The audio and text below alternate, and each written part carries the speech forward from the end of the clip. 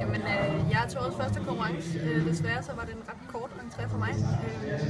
Jeg lavede egentlig en rigtig, rigtig god første øvelse. Vi har 2 øvelser, når vi konkurrerer i trampolin i den indledende konkurrence. Og i anden øvelse, det er simpelthen manglende rutine. Jeg har kun nået til 3 konkurrencer, siden jeg kom til skade for over 1,5 år siden. Og det vi træner er jo også rigtig meget den der parathed til, uanset hvor vi står på duen, så vide, hvordan man kommer videre. Den mangler lidt endnu. Altså, jeg mangler at gennemføre rigtig, rigtig mange øvelser i træning, så jeg ved, uanset hvor jeg lander, så kommer jeg igennem. Så selvom jeg egentlig syntes, jeg havde styr på spændingsniveauet, så gik det desværre ikke i dag. Og det er mega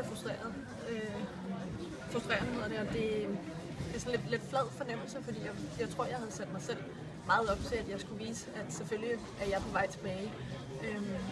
Så der er noget at arbejde med, og hvad skal man sige, udfordringen herfra, det er jo så at komme hjem og træne på de rigtige ting, altså virkelig arbejde med at få gjort teknikken bedre, få gjort højden bedre, og så have fokus på den næste konkurrence, som altså knap en måneds tid.